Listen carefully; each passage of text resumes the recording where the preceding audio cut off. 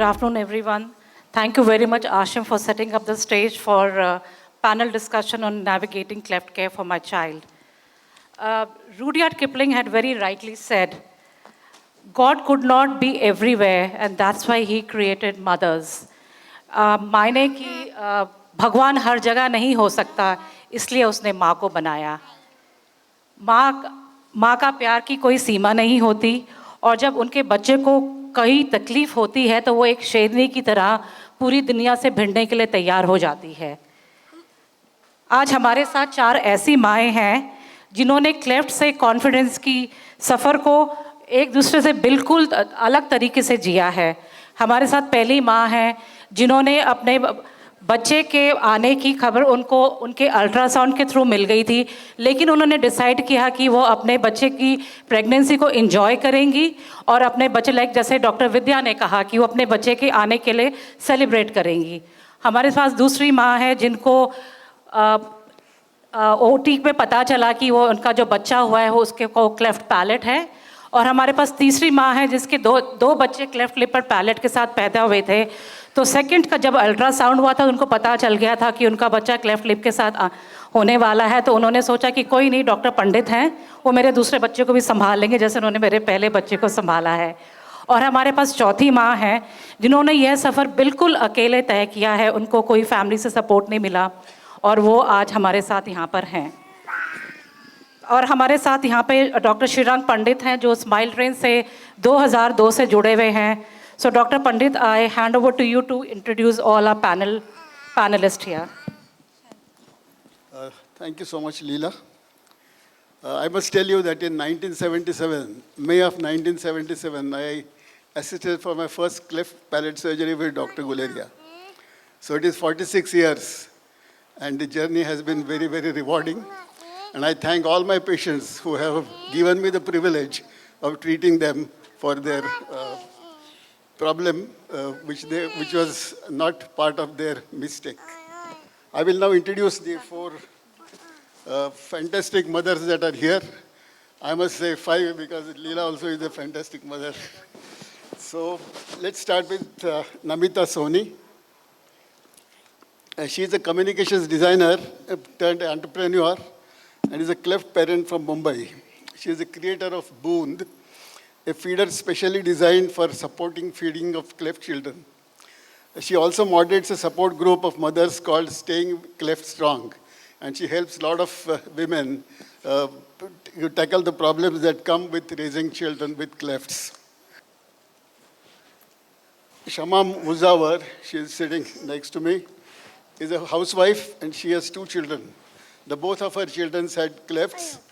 The first child, when was born, she didn't know that the child had cleft before she delivered. And then we treated that child. The child did very well. And the second time she had a pregnancy and the child was diagnosed to have a cleft before she was to deliver. And that time she was knowing that the thing can be treated and never took another choice of not continuing with the pregnancy. The next one is Ashwini. She's a beautician from Down, and she came to know her baby's cleft during the pregnancy. She's unfortunate, she's a single mother, and she has brought up the child in a remarkably beautiful way, and she will be giving her perspective of how she has gone ahead with that. The next one is Dr. Vasanti Bhosle. She is a homeopath, and her child also was born with a cleft palate. So friend, let's get their perspectives on how they handled the cleft deformity. Over to you. Necessity is the mother of invention. Namita जी, आपने अपनी बेटी को feed करने में जो तकलीफ थी इसलिए आपने एक बॉटल बनाई. And you have made a cleft difference of your daughter, your strength today. And you are a very successful entrepreneur. Please tell us about your journey and everyday challenges you face. Right.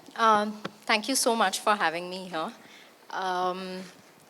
So when we first found out about my daughter Tara, I was 5 months pregnant, and we went in for the anomaly scan, and I could see that the cleft was there. At that point in time, I didn't know what a cleft was, but for some reason, I turned around to my sonologist and I asked her, I said, does the baby have a cleft lip and a palate? And I have no idea where that came from, but she was extremely calm and she just nodded. And I think the only thing that was running through my head at that point in time was, what is the best way I can take care of this baby? Because, you know, I'd already had one baby before and I'd enjoyed my time as a first-time mom, and I wanted to do that with my second baby as well. So, especially when Dr. Felicity was talking about enjoying the pregnancy, I think I could relate a lot to what she was saying. And so, you know, from there on began my search for now what we call as a cleft team, but at that point in time, 6 years ago, I had no idea as to, you know, the right kind of surgeons or what is the care which is required. So that was a bit of a process. And I think that was the difficult aspect of navigating in terms of just finding the right people we could align ourselves to, more than the rest of it. Because I think children themselves, or even us, we all come with our own challenges.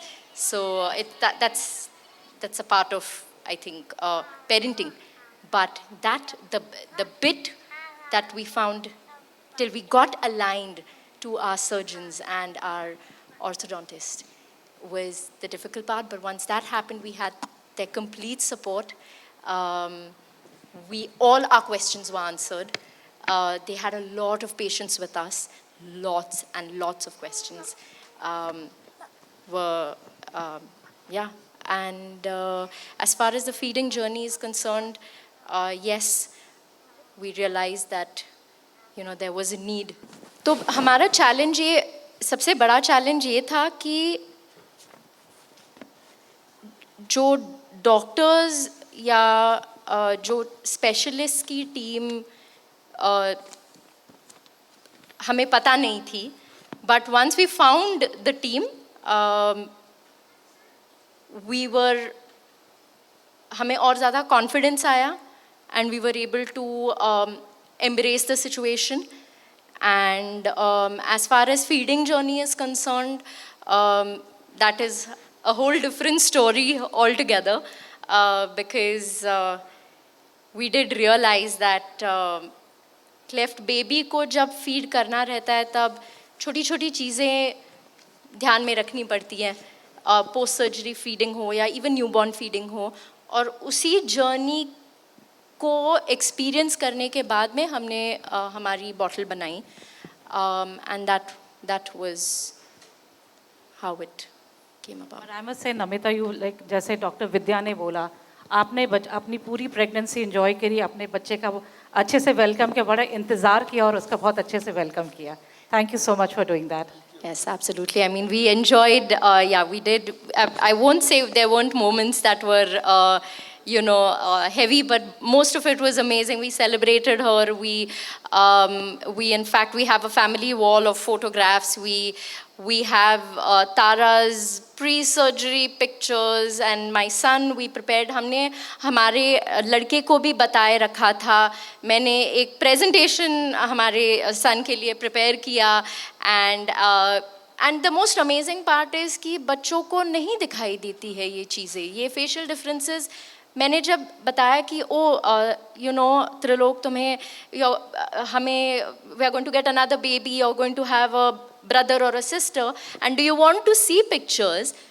He did not, and what I did was I just compiled a whole bunch of pictures of babies beautiful babies with clefts, and when I showed Trilok the pictures, he said, "Oh mama, they're so sweet." He never saw the cleft. I think it's the adults, it's us as adults who have that in our heads. And it was beautiful when my son met my daughter. It was just like any two siblings meeting for the first time. So yeah.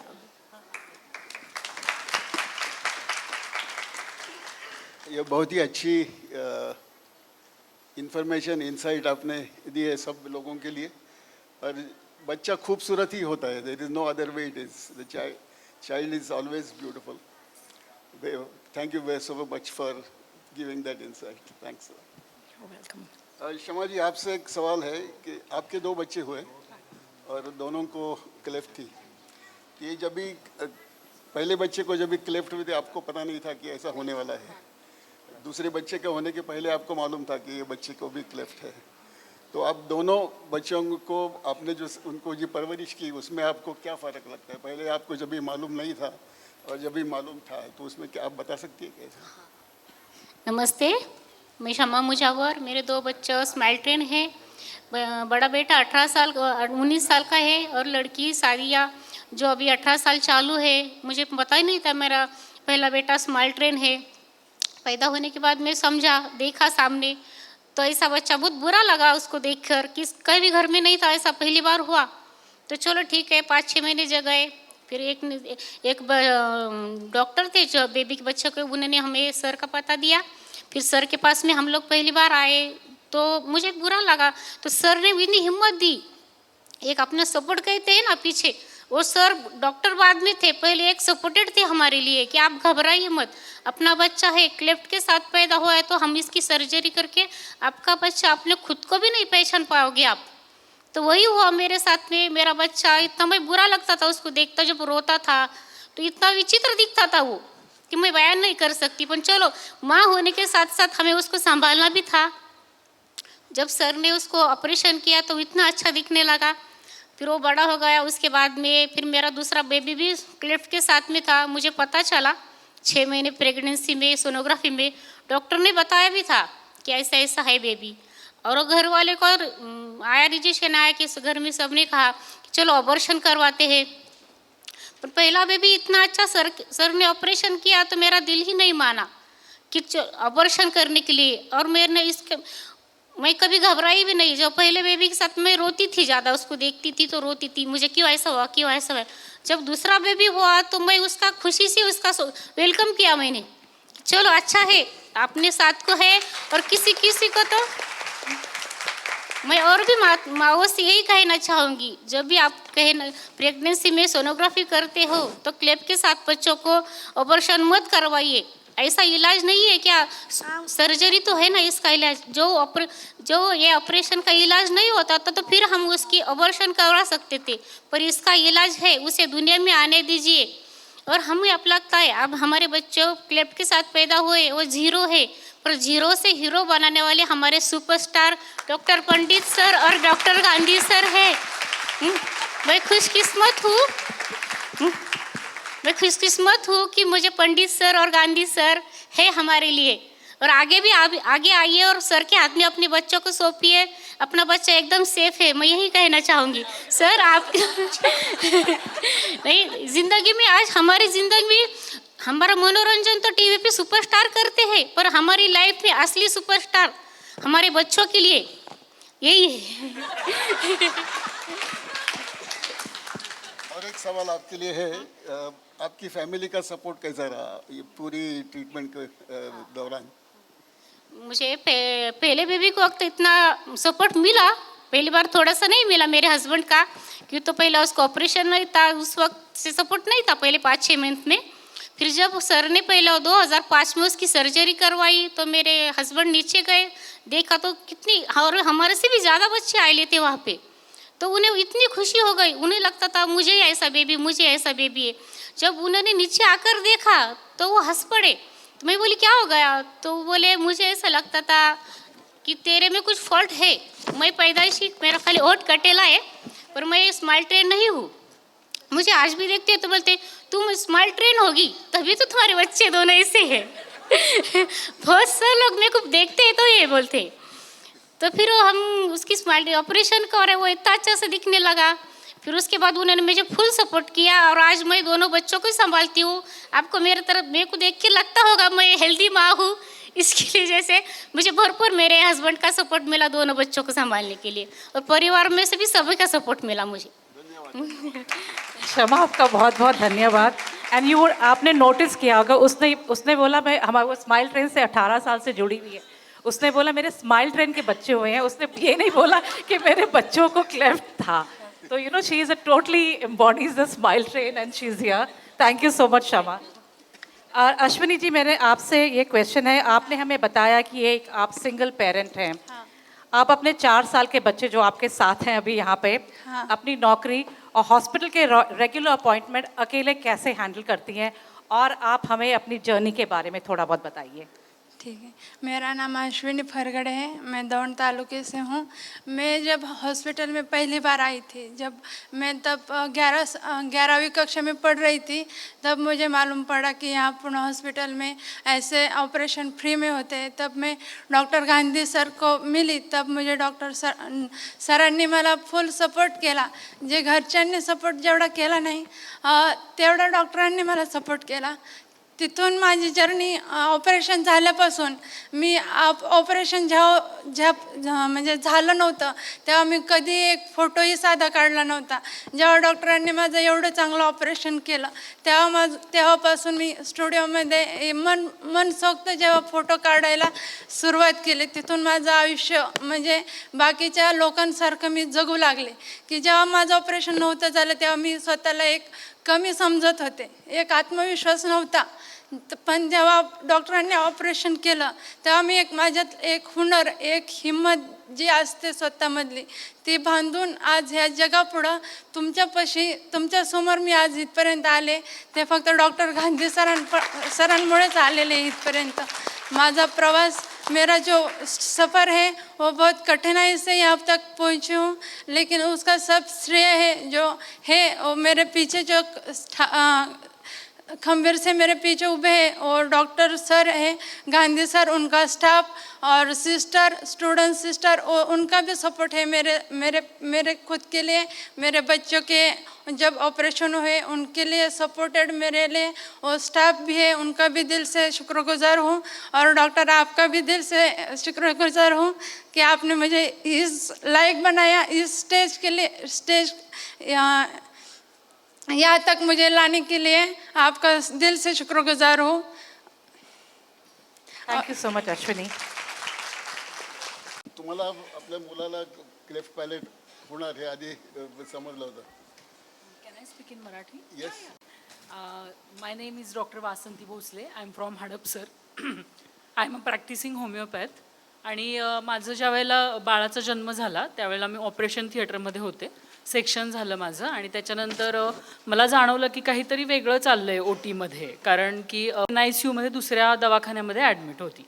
तर ते माझ्यासाठी फार shocking होतं, कारण की first baby असतं आपलं. आणि माझे वडील खूप प्रसिद्ध पेडियाट्रिशियन आहेत सातारा जिल्ह्यातले, तर ते नेहमी सगळ्या पेशंट्सला ब्रेस्ट फिडिंगबद्दल प्रमोट करतात आणि त्यांचं बघतच मी प्रॅक्टिस करायला शिकले. त्यामुळे माझी फार इच्छा होती की मी माझं बाळ कधी ब्रेस्ट फीड करेल. तर ती फार माझी एन्झायटी होती मोठी आणि ते फार डिप्रेसिव्ह होतं, शॉकिंग होतं. पण त्याच्यानंतर एक थोडं सेटलमेंट झाल्यानंतर माझ्या वडिलांनीच मला डॉक्टर गांधींची माहिती दिली. त्यांनी सांगितलं की क्लेफ्ट पॅलेट असं मुलांना होतं आणि त्याच्या संदर्भात सुद्धा ऑपरेशन्स डॉक्टर गांधींनी केलेले आहेत. माझे बाबा त्यांना चांगले ओळखायचे, तर तिथे मी थोडीशी ॲश्युअर झाले. पण नक्कीच थोडं शॉकिंग होतं, डिप्रेसिव्ह पण होतं. पण नंतर हळूहळू जसं ती 8 मंथ्सची झाली तेव्हा आम्ही तिची फर्स्ट सर्जरी केली आणि पुणे हॉस्पिटलला खूप चांगल्या पद्धतीनं ती सर्जरी झाली. तिथे बाकीचे पण अरेंजमेंट्स खूप चांगले होते. सो ह्या गोष्टींमुळे या सगळ्यातून मी पुढे गेले. Thank you. Doctor Pandit, I want to ask you a question. हमारे जहन में हमेशा एक सवाल रहता है, अगर पेरेंट्स को क्लेफ्ट लिप या पैलेट हो, how likely is that the child will also have a cleft. And secondly, अगर क्लेफ्ट डिफरेंस वाली माँ और पिता अगर बच्चा एक्सपेक्ट कर रहे हैं तो उन्हें किन किन चीज़ों का ख्याल रखना चाहिए? अभी क्लेफ्ट लिप पैलेट जो आते हैं उसका एक ही नॉन कॉज है, that is vitamin deficiency B6. बाकी जो कॉजेस है दे आर नॉट बहुत अच्छी तरह से प्रूवन नहीं है. तो गुड न्यूट्रिशन, अच्छी तरह से खाना खाना और विटामिन सप्लीमेंट लेना सब माँओं के लिए ज़रूर है जो प्रेगनेंसी के थ्रू जा रही है. इसकी जो पॉसिबिलिटी है, समझो मैं एक पेरेंट को क्लेफ्ट है या एक माँ को या पिताजी को क्लेफ्ट है, तो छोटे बच्चे में होने का कितना चांस है, ये सब लोगों के दिल में हमेशा आता है। बहुत बार ऐसा देखा हुआ है कि जिनको कोई भी तकलीफ़ नहीं है, कोई भी फैमिली हिस्ट्री नहीं है, किसको भी घर में क्लेफ्ट नहीं है, ऐसे लोगों को भी क्लेफ्ट लिप और पैलेट हो सकता है। उसकी एग्जैक्ट पॉसिबिलिटी कितनी है वो एकदम क्लियरली पता चलना मुश्किल है, क्योंकि यहाँ की जो स्टैटिस्टिक्स है वो इतनी वेरिड है कि उसके ऊपर पूरा एग्जैक्ट जजमेंट देना डिफ़िकल्ट है। अंदाज से ऐसा कहा जाता है कि समझो अगर एक पेरेंट को क्लेफ्ट है तो बच्चे को होने का चांस 25% के करीब तक रहता है। तो मगर उसमें डरने की कोई बात नहीं रहती, ट्रीटमेंट एकदम अच्छी तरह से हो सकती है। तो दूसरा सवाल जो आता है लोगों के दिल में कि समझो अभी पहले बच्चे को क्लेफ्ट लिप या पैलेट हुआ है तो दूसरे में होने का चांस कितना है, या दूसरे में होगा क्या, कि दूसरे प्रेगनेंसी में करे या ना करे। तो उसमें चांसेस हमेशा पहले नॉर्मल इसमें से थोड़े से ज़्यादा रहते हैं, मगर उसको दूसरा ऐसे पहले कुछ करना पॉसिबल नहीं रहता है।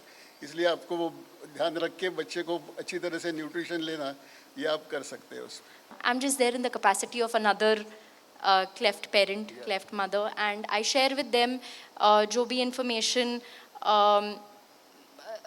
that we have gone through, whether it is exercises, oral exercises, की massages या जो भी है, as a parent जो हमने किया है मैंने वो सब share किया है, और when the mothers call me, I'm always available to have a conversation with them. Thank you so much, बहुत बहुत धन्यवाद। Thank you.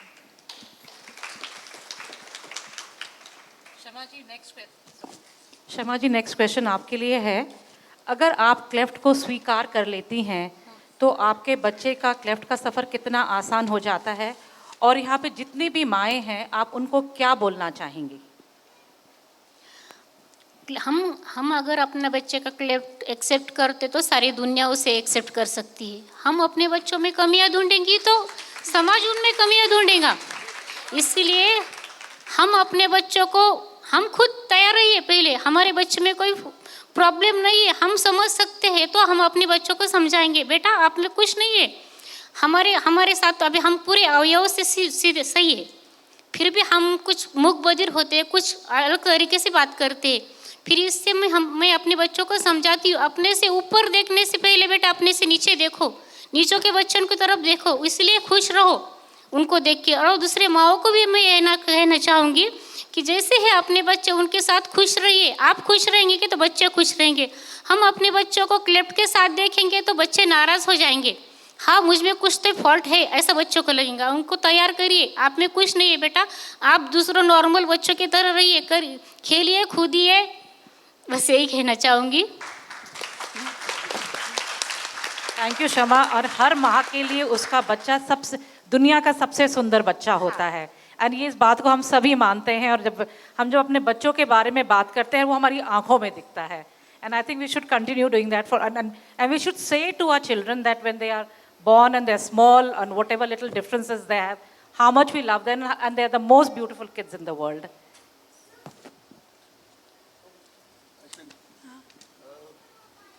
तू एक अतिशय शक्तिशाली आई आहेस। Thank you. आणि चला प्रश्न असा विचारायचा आहे की तू एक अतिशय शक्तिशाली आई आहेस। आपण गेल्या वर्षी महानायकच आत्ता म्हणजे थोडे दिवसापूर्वीच मदर्स डे पण सेलिब्रेट केला होता। तर तुला जे जे काय वाईट अनुभव आले, वाईट अनुभव म्हणजे ह्या मुलाला वाढवताना किंवा प्रेग्नन्सीमधून जाताना किंवा ज्या वेळेला डिलिव्हरी झाली, डिलिव्हरीनंतर जे म्हणजे लोकांची जी रिॲक्शन होती किंवा लोकांनी ज्या प्रकारे तुला वागवलं, तर त्याच्याबद्दल तू लोकांना काय मेसेज देऊ इच्छित आहे का? जेव्हा माझी डिलिव्हरी झाली तेव्हा माहिती होतं आधीच की 5व्या महिन्यात डॉक्टरांनी सांगितलं होतं की असं असं बाळाला प्रॉब्लेम आहे। तेव्हापासूनच मी मन खंबीर केलं होतं, स्वतःला एक आशा दिली होती की आज ना उद्या तो नीट होणार आहे। त्यानुसार डिलिव्हरी झाली तेव्हा माझी फॅमिली म्हणजे आई वडील, भाऊ, वहिनी ह्यांनी फुल सपोर्ट केला। सासरच्यांनी सपोर्ट केला नाही, त्याला एक्सेप्टही केलं नाही। आज सध्या त्याला पाहिलं पण नाही सासरच्यांनी, तरी खूप वाईट दिवस आले तरी मी सगळ्या ज्या आत्ता इथं सगळ्या लेडीज आहेत इथं उपस्थित त्यांना सांगते की आपले बाळ आहेत ते सगळ्यात बेस्ट आहेत, की सगळ्यात ह्या जगातले सगळ्यात सुंदर त्यांना देवाने बनवलेलं आहे. त्यांना फक्त सपोर्ट द्या. नवीन आशा एक त्यांच्या मनात तयार करा की तुम्ही आज ह्या जगातले सगळ्यात सुंदर व्यक्तिमत्व तुमचं आहे. उद्याच्या दृष्टीने पण असं त्यांच्यात आत्मविश्वास तयार करा. माझ्या बाळाला पण मी तसाच आत्मविश्वास देते की आज तू सगळ्यात सुंदर आहेस, तुझ्यात काहीच कमी नाही. देवाने तुला जे एवढं सुंदर बनवलं ना, त्यात तू जेवढा मोठा होशील तेवढं डेव्हलप तो परमेश्वर करणार आहेस. तू फक्त हिमतीने पुढं सगळ्या गोष्टीला जा. तू कधी ना कधी तुझ्या उच्च ध्येयापर्यंत तू स्वतःच पोचणार आहे. मी तुला फक्त सपोर्ट करणार आहे. असं तुम्ही तुमच्या मुलींनाही सांगत जा. फुल सपोर्ट करा.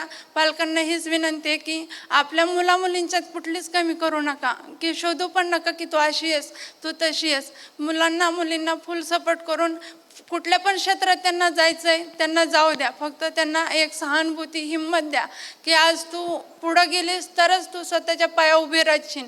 आणि म्हणजे आम्ही आता काल आलो तेव्हा आम्ही लेडीज चर्चा करत होते, तेव्हा एका आईला प्रश्न पडला की आज आमची मुलं अशी आहेत, उद्या त्यांचं फ्युचर कसं असेल, त्यांना कोण एक्सेप्ट करेल. तर त्यांनी जसं जन्माला घातलं आहे तसं त्यांचं समोरचं पण पुढचं पण भवितव्य त्याच्या हातात आहे. त्याची काळजी आपण नाही करायची. फक्त मुलांना स्वतःच्या पाया उभा राहायला फक्त फुल सपोर्ट द्या. कुठल्याही गोष्टीला माघार घेऊ नका. त्यांना हिमतीने वडिलांनी पण सपोर्ट करा. आणि आई तर सपोर्टच करते प्रत्येक गोष्टी. मुलगी जरी चुकली तरी आई म्हणत नाही की तू चुकलीस, पण जी जसं चुकली त्यातून ती चूक सुधारत तिला ती पुढं न्यायला प्रोत्साहित करते. तसंच प्रत्येक मुलांनी, आईवडिलांनी मुलीला प्रोत्साहन करून त्यांना सपोर्ट द्या की आज तू पुढं जा. जे मागं आहे, तुझ्या ज्या कमी आहेत त्यात तू लक्ष देऊ नकोस. फक्त पुढं चालत राहा. आम्ही तुझ्या पाठीशी खंबीर उभा आहोत. एवढं जरी बोललात ना मुलांना तरी मुलं प्रोग्रेस करायलाही कमी करत नाहीत. Ashwini has given a very strong message that you must support your child come what may. And right throughout from even before they are born, till they grow up to become normal human beings and get emerged into the society, they must be supported completely, thoroughly and unflinchingly. So that is what is her message to all the cleft warriors here. Thank you, Ashwini. And now turning to you, Dr. Vasanti, I just wanted to ask you a question. You come from a doctor's family and आपको पता है कि cleft के उपचार में बहुत समय और धीरज की ज़रूरत होती है. So what is your message to the parents whose children need a regular follow-up and they need to be brought to the hospital regularly for the treatment? Actually मेरे बारे में थोड़ा डिटेल में पता नहीं था. फिर उसके बाद जब पता चला तो पूना हॉस्पिटल में ही हमने पहले दिखाया था. तो वहाँ का जो सिस्टम है वो बहुत सपोर्टिव था, हेल्पिंग नेचर था. मतलब का रिसेप्शन से लेके डॉक्टर तक और नर्सेस तक सबका बहुत सहकार्य रहा. तो सभी पेरेंट्स को मैं बताना चाहती हूँ कि अगर आपको फिजिशियन मतलब डॉक्टर अगर अच्छा मिले तो सब चीज़ें इजी हो जाएंगी. तो वो बहुत इम्पॉर्टेंट है कि उसके बारे में. और जैसे कि डॉक्टर गांधी है, डॉक्टर पंडित है और पूना हॉस्पिटल में उसके बारे में बहुत अच्छी जानकारी भी हमें दी गई. तो इसके लिए थोड़ा सा मैंने पहले भी बोला कि थोड़ा सा डिफ़िकल्ट तो था, मगर जैसे जैसे दिन गए, जैसे जैसे इंफॉर्मेशन मिलती गई तो वैसे वैसे वो इजी होता गया. और फॉलोअप्स का भी कुछ ऐसा डिफ़िकल्ट नहीं रहा. तो आफ्टर ऑपरेटिव भी बहुत आई थिंक सेकेंड डे ही डिस्चार्ज मिल गया. फर्स्ट डे को एडमिट हुए और सेकेंड डे को ऑपरेशन के बाद थर्ड डे को डिस्चार्ज मिल गया. तो मुझे भी लगा था कि ऑपरेशन के बाद अब सब डिफ़िकल्ट हो जाएगा, कैसे करेंगे, मगर ऐसा कुछ नहीं था. फोर्थ डे से उसका जो कुछ भी नॉर्मल रूटीन था वैसे रूटीन की तरह चालू हो गया. तो सभी पेरेंट्स को मैं कहना चाहती हूँ कि ये जो ऑपरेशन का प्रोसीजर है वो आफ्टर ऑपरेशन थोड़ा 1 आवर थोड़ा डिफ़िकल्ट जाता है क्योंकि बच्चे बहुत बुरी तरह रोते हैं. तो उसके बाद अपने आप सब ठीक हो जाता है. Thank you, Dr. Vasanti. I just want to ask one more question, Namita. Yesterday you mentioned that your daughter has a lot of questions about cleft. Yes. And she's 5 years old now? She's 7 years old. She's year 7. So how do you handle it and how are you tackling this now? So honestly speaking, the questions have started to trickle in but she's very well aware of the fact that she was born with a cleft lip and palate, and therefore the questions are more to do with why am I not like you, for example. And then our natural responses, all of us are different. Some of us are tall, some of us are short, some of us, have long hair, some of us have short hair. There has been a point in time, so I gave her an example where I said there was a point in time where I had extremely small hair, and then it grew. So all of us are different, and that's the story that we're going with right now. We're also navigating. It's new for us as well in that sense. There's no right answer or wrong answer. But it's all about acceptance and normalizing it really, actually, more than anything else. Thank you Namita. Yeah. आप सबका यहाँ आने का और अपनी diagnosis से treatment की journey को हमारे साथ शेयर करने के लिए बहुत बहुत शुक्रिया। Can we have a strong big round of applause for the 4 mothers and all the mothers in the audience?